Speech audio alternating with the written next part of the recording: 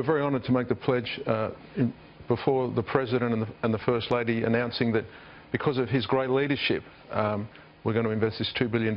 We're very enthusiastic about him. President Trump is one of the huge reasons that we made the pledge. I think there's a great sense of anticipation and confidence since President Trump was elected. That was Pratt Industries Executive Chairman Anthony Pratt praising President Trump and discussing his company's plans to invest $2 billion toward expanding in the United States. And, well, he's not the only one who thinks the economy is taking off. Bill Gates told our very own Liz Clayman the same thing earlier today. Watch.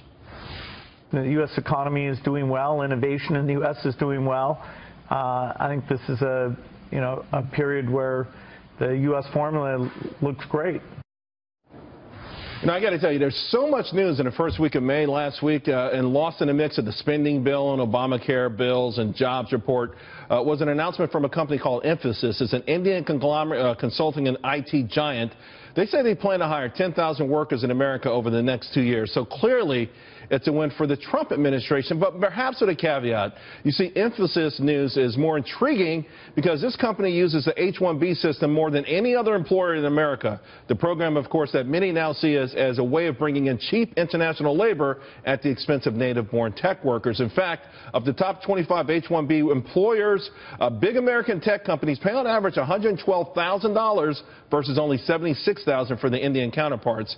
Infosys, by the way, was incorporated in 1981.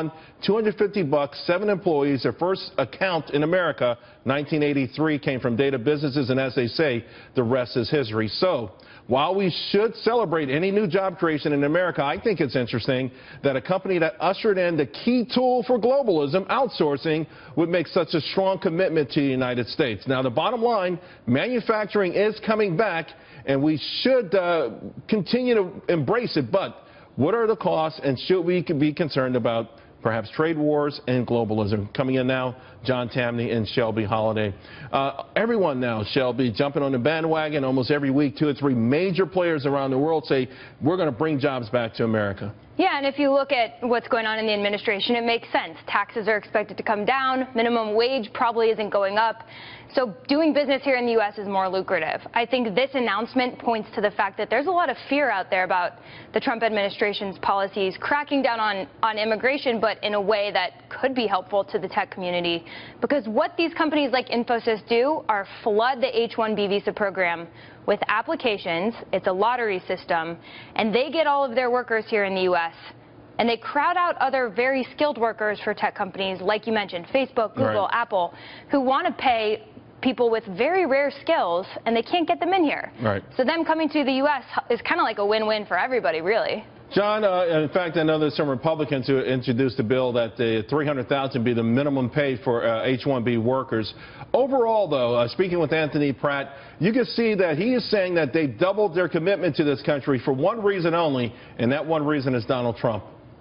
Well, yeah, it's great when investment comes here for the right reasons. And so hopefully this renewed interest in the United States is based on good economic policies.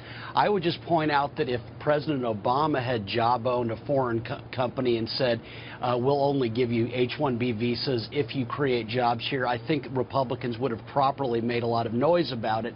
And so that's my concern there. Look, you think it's unsavory for the President of the United States to use strong-arm tactics to create jobs in this country?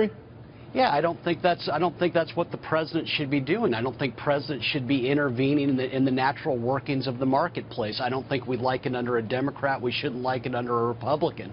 But in a broad sense, if Donald Trump is seeking to reduce the tax barriers and regulatory and monetary barriers to production, thumbs up. All right, guys, real quick, Shelby. I will just add one thing. For a long time, Indian companies, outsourcing companies, have said they want to hire Americans, and they've continued to employ a lot of Indians. So there's a lot of skepticism surrounding some of these announcements. And that's why President Trump was elected to get rid of all that kind of stuff.